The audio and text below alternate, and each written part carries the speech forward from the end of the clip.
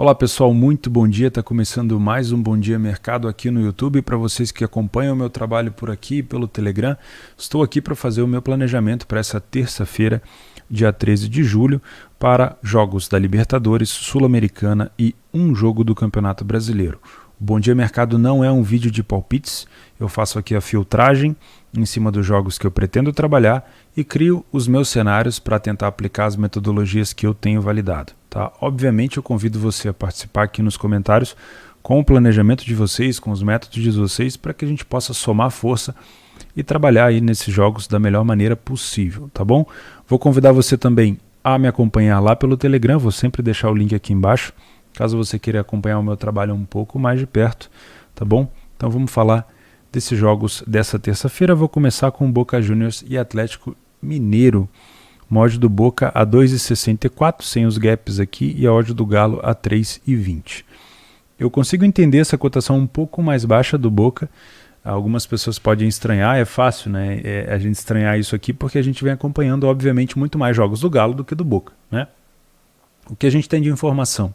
Algumas informações que precisam ser levadas em consideração na hora da gente trabalhar esse jogo. Primeiro, é a questão de que o Boca Juniors não é mais aquele Boca que a gente tem na memória. Sempre que a gente fala do Boca, a gente acaba puxando muito mais o peso da camisa do que propriamente o elenco, né?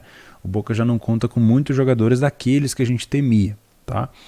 Uma coisa que favorece essa informação é uma coisa, obviamente, que favorece o lado do Atlético. Uma coisa que favorece o lado do Boca é a liberação por parte da Conmebol, que é a federação que organiza o torneio, que também organiza a Copa América, que já havia liberado na final da Copa América o público. No estádio agora da La Bombonera, provavelmente teremos público contra o Atlético Mineiro. Isso faz muita diferença num time de torcida e de camisa como o Boca, tá? Então eu consigo entender por que essa cotação do Boca está um pouco mais de favorito. Aliás, se vocês pararem para pensar, essa cotação do Boca em situações normais, com um elenco melhor, dentro de casa, ela estaria muito mais baixa. Então, por mais que a gente ache que essa cotação do Boca podia estar invertida, eu acho que ela é justa para o pré-live, para a expectativa criada, tá? No jogo do live, para live nesse jogo, eu venho especificamente para trabalhar o mercado de gols, primeiro por dois motivos, né? Primeiro porque eu não tenho muito conhecimento do elenco atual do Boca. Eu realmente estou um pouco defasado nessa informação, eu não tenho acompanhado os jogos do Boca. Se você é um cara que acompanha fielmente jogos do Boca, eu acho que eles estão parados há algum tempo, me ajuda aqui nos comentários, eu realmente não tenho tanta informação. O que eu tenho de informação é jogo do Galo. E o jogo do Galo, imaginando que o Boca jogando em casa com torcida e tentando prevalecer um pouco da sua força de campo, deve jogar com a bola, eu tenho informação, obviamente, por ter assistido vários jogos do Galo, de ter um time aqui muito bom, jogando de forma reativa em transição. Então, se eu tenho um Boca ficando com a bola, eu tenho um Atlético muito, muito forte na parte de transição. Então, eu prefiro trabalhar no mercado de gols se eu tiver leitura para isso, se eu encontrar os espaços, do que me arriscar numa correção ao Boca, no match odds e tudo mais. Por que eu prefiro o mercado de gols? Porque se o Boca tem a bola, eu já vou ter uma dificuldade de ter uma correção muito forte da odd do Boca. Eu teria que ter uma sequência de ataques contínuo, né, do Galo. E pode ser que isso não aconteça, pode ser que o Galo saia esporadicamente para o contra-ataque. Então eu prefiro me atentar mais aos espaços e, se eu encontrar, trabalhar o mercado de gols, até porque a defesa do Galo, apesar de ter jogadores um pouco mais experientes, não é assim lá essas coisas, tá? E vem sofrendo gol nos últimos jogos. Então eu prefiro trabalhar o mercado de gols aqui, tá bom? A Betfair, que me apoia nesse conteúdo aqui do YouTube, no Bom Dia Mercado, está com uma super cotação de 25 para que ambas as equipes marquem nesse jogo entre Boca e Galo. Se você, como eu, assim como eu, acredita em um jogo para gols, essa aqui pode ser uma boa cotação para a gente ficar de olho. Eu vou deixar o link dela aqui embaixo, então eu já coloquei aqui, ó, Boca Juniors e o Galo para mercado de gols, tá bom? Deixa eu minimizar isso aqui e vamos falar de Cerro Porteño e Fluminense. O jogo do Cerro com o Fluminense é um jogo muito parelho, é outro time que eu tenho pouca informação, o time do Cerro, não venho acompanhando. Eu sei que caiu no grupo do Galo, na fase de grupos, não teve tanto sucesso assim, né? É um time que esbanja do que eu lembro do cruzamento, um time que exagera nesse fundamento de cruzamento. Às vezes isso chega até a ser uma arma do time, mas por vezes também acaba sendo uma coisa ruim, porque se você tem uma boa zaga bem posicionada, você acaba tirando muito do jogo deles. Eu vi alguns times na fase de grupo empurrando o Cerro para a lateral justamente para forçar eles a cruzar na área, porque era uma situação mais fácil de se defender, né? Então isso é uma coisa complicada. O Fluminense tem uma boa bola aérea defensiva e provavelmente vai se sair bem nesse fundamento, tá? E o Fluminense joga de forma reativa, então eu acredito que o Fluminense possa ter vantagem nesse jogo em velocidade com a bola no chão. Uma coisa que me deixa um pouco preocupado é que o futebol do Fluminense não vem sendo muito bom nos últimos jogos. Ganhou do Flamengo no Clássico, virou para cima do Sport. Clássico é clássico e o Sport realmente não vem fazendo um bom Brasileirão. Então eu não me convenço com essas duas vitórias de que o Fluminense está jogando muito bem. Eu acho que o futebol do Fluminense na fase de grupo da Libertadores foi excelente, mas ele vem tendo uma queda com o Roger e é preciso ficar de olho nisso. O Fred a gente não sabe se vai para o jogo ou não, é um fator importante. E eu venho para esse jogo para trabalhar um leia a pior equipe em campo, que é um dos métodos que eu mais utilizo. Eu sempre deixo ele aqui no final para vocês saberem como é que funciona. Ou basicamente eu não venho com nenhum viés, eu tento não criar nenhuma expectativa muito grande no time e deixo por conta dessas cotações parelhas o jogo me mostrar uma equipe inferior para trabalhar contra ela, tá bom? Acho que isso daqui é o suficiente para mim, buscando obviamente uma correção de preço de alguma dessas equipes, tá bom? E o último jogo da Libertadores é um São Paulo contra o Racing. Eu olho para essa odd do São Paulo inicialmente e imagino uma possível correção, tá? Só que a gente tem que abrir um leque aqui, entender, tá? O São Paulo tem alguns desfalques. Miranda, se eu não me engano, Rigoni, Daniel Alves e tem mais alguns, se eu não estou enganado, tá? O São Paulo ele fez um bom jogo reativo contra o Bahia e contra o Inter. Apesar de ter jogado em casa, eu gostei muito mais do São Paulo de forma reativa contra o Bahia do que propondo o jogo.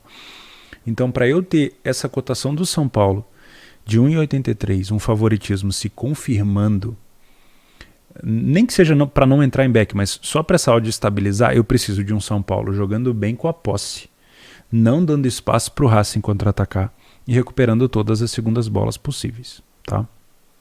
Eu, imaginando um São Paulo jogando melhor de forma reativa, consigo ver o Racing tendo um pouco de posse de bola, recuperando mais segunda bola, criando situações de perigo, o que automaticamente faz com que essa cotação de 1,83 acabe sendo um pouco mais volátil, tendo um pouco mais de mobilidade. Então eu acredito que o back São Paulo vai ficar bem difícil se o São Paulo não conseguir recuperar essas segundas bolas, por isso que eu prefiro evitar. Eu venho com a ideia de que essa cotação do São Paulo está um pouco baixa, porque obviamente esses times se conhecem, eles já se enfrentaram, né? Na fase de grupo foi um empate lá na Argentina, e aqui no Brasil, por conta do São Paulo ter colocado um time misto por conta do Campeonato Paulista, o Racing acabou saindo com a vitória. Acho que foi um placar magro de 1-0, ou coisa assim. Então eu acho que o fato das equipes se conhecerem também dá um pouco de favoritismo, dá um pouco de conhecimento para o Racing. Então eu acho que essa cotação do São Paulo está um pouco esmagada. Então inicialmente eu trabalho com a hipótese de corrigir essa cotação do São Paulo, de fazer uma pequena correção. Obviamente que isso tem risco, então se você não tem método para isso, toma cuidado. Mas eu não descarto também trabalhar alguma coisa para o mercado de gols. O que me desmotiva no mercado de gols é o time do Racing. É um time que, na minha opinião, ele é um pouco mais copeiro. Tivemos na temporada passada o Racing passando do Flamengo e quase passando do Boca. Então, se o Racing, por exemplo, abrir o placar aqui, ele pode dar uma bela de uma recuada, tá bom? Então, é só tomar cuidado quando for buscar gols para também não buscar um cenário muito à frente. Se eu ver que o São Paulo está conseguindo manter a posse, está conseguindo recuperar a segunda bola, mas que eu não tenha vontade de trabalhar um back São Paulo, eu vou esperar para o segundo tempo para tentar buscar talvez um over limite por aqui, tá? Então eu nem vou adicionar muito aqui nos planejamentos, deixa eu já colocar aqui o que eu tinha esquecido. Cerro contra Fluminense. O São Paulo é uma incógnita, né? Back favorito eu não venho trazer. Talvez um leia pior equipe em campo aqui, né? Mas também não teria problema de trabalhar o mercado de gols. Só que aí o cenário de gols eu trabalharia no máximo um cenário para 2 gols. Tá? No máximo, estourando mesmo em relação ao time do Racing. Na Sul-Americana nós temos uma LDU a 1,80 contra o Grêmio a 5,4, 5,3. O Grêmio vem de um empate no Grenal. O Filipão já agora conseguiu estrear, deve ter treinado o time. O Grêmio vem com bastante desfalque. O Douglas Costa, pelo visto, não vai jogar. O Jean-Pierre deve assumir a posição dele ali, se eu não estou enganado, pelo que eu vi hoje. Eu consigo entender essa cotação baixa da LDU porque a altitude é um time que consegue impor muito o seu ritmo dentro de casa e eu até posso enxergar um possível back LDU aqui. O grande problema que nós temos é liquidez, né? Se realmente a gente vai ter um mercado segurando essa cotação da LDU. Se sim, não teria problema nenhum de trabalhar. O Grêmio vem numa fase fraca e um empate para o Grêmio fora de casa seria excelente. Então, trabalhando com essa hipótese de que o Grêmio deve jogar por um empate, porque não dá também para você virar completamente a chave, o Grêmio precisa dar uma respirada. A LDU vem de um grupo na Libertadores com La Calera, Flamengo e Vélez, né? Conseguiu vitórias sobre o La Calera e o Vélez, se eu não estou enganado. É um time agressivo, é um time muito bom de bola aérea e joga muito bem de forma também quando está na frente do seu adversário, jogando de forma com transição, né? Ou seja, o Grêmio vindo para cima e eles contra-atacando. Então, eu estou em dúvida e essa dúvida não cabe a mim responder agora, cabe ao live. Se a LDU vai dar padrão de back para a gente conseguir trabalhar o mercado do match odds, ou a LDU vai sair na frente talvez numa possível situação de gol sem muita leitura, ou vai sair atrás numa possível situação de pouca leitura, e aí nós teremos um jogo mais aberto. Eu vejo um jogo muito mais aberto caso a LDU saia na frente do que o Grêmio. Se o Grêmio sair na frente, obviamente ele vai se fechar completamente, tá? Então eu vou ficar de olho aqui por uma possibilidade de trabalhar também o mercado de gols caso a LDU saia na frente. Então eu vou colocar aqui, ó, LDU e Grêmio, caso a LDU abra o placar, tá? E aí eu poderia trabalhar um back favorito no primeiro tempo? Cara, eu poderia, mas o Grêmio tem que jogar muito mal, tá? Isso aí é uma coisa a se pensar. Back na Libertadores é difícil da gente ter. Geralmente é um jogo bem disputado. E o Grêmio a gente já sabe, né? O Grêmio tem histórico de Copas. América de Cali e CAP. Eu confesso para vocês que o time do CAP ainda é um time que eu tenho analisado, ainda é um time que eu tenho tentado entender o estilo de jogo, mas foi me falado muito mal desse América de Cali, que estava no grupo do Galo e teve muita dificuldade. Eu gostaria de trabalhar nesse jogo uma correção para o lado do Cali. Eu já vejo essa odd do CAP muito alta, talvez o CAP consiga até, com essa odd alta, ter um padrão de mobilidade para fazer essa odd descer, mas eu gostaria de trabalhar num lay América de Cali aqui, então eu vou procurar leitura para isso, tá? Cali CAP.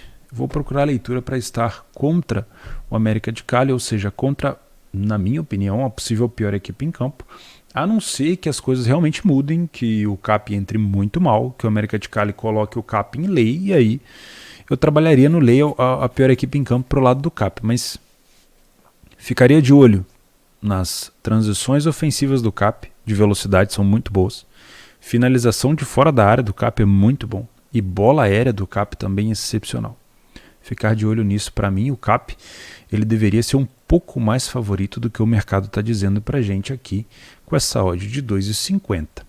Tá? É bom a gente ficar de olho nisso daqui. E por último, o jogo da Libertadores que eu quero fazer é o jogo do Curitiba com o Vasco. São duas equipes que eu venho acompanhando um pouco mais. Talvez eu não tenha assim tanta informação das duas equipes como eu tenho, por exemplo, do Botafogo, do Cruzeiro, que são equipes que eu acompanho mais ainda. Porém, eu gostaria de ver a Curitiba e Vasco frente a frente e venho com a hipótese de trabalhar também um lay a pior equipe em campo. Essas cotações estão bem parecidas com o América de Cali e CAP, só que invertidas, né? A gente tem, deixa eu dar uma olhada na situação aqui da tabela. A gente tem o Vasco em quinto, né? Na quinta colocação, e o Curitiba em segundo. O Curitiba tem um jogo a menos. Tá, então nós temos um confronto muito bom aqui e eu gostaria de trabalhar um possível lay a pior equipe em campo aqui também. Curitiba contra o Vasco. É Curitiba mesmo, não tá errado não. É porque é o time, não é a cidade. Tá bom? Então esse é o meu planejamento para essa terça-feira, dia 13. Espero que eu tenha contribuído de alguma forma com vocês. Eu vou deixar aqui listado alguns vídeos importantes que eu considero importante para você. Então antes de você sair do vídeo, considere primeiro se inscrever nesse canal aqui embaixo e olhar aqui um vídeo sobre gestão de banca, que eu falo sobre a minha forma de gerir o meu capital, e também um vídeo sobre o Leia Pior Equipe em Campo, o método que eu mais utilizo aí nessa minha carreira de trade. Pessoal, muito obrigado pela companhia, uma excelente terça-feira para vocês, boa sorte para os brasileiros na Libertadores e a gente se vê. Um abraço.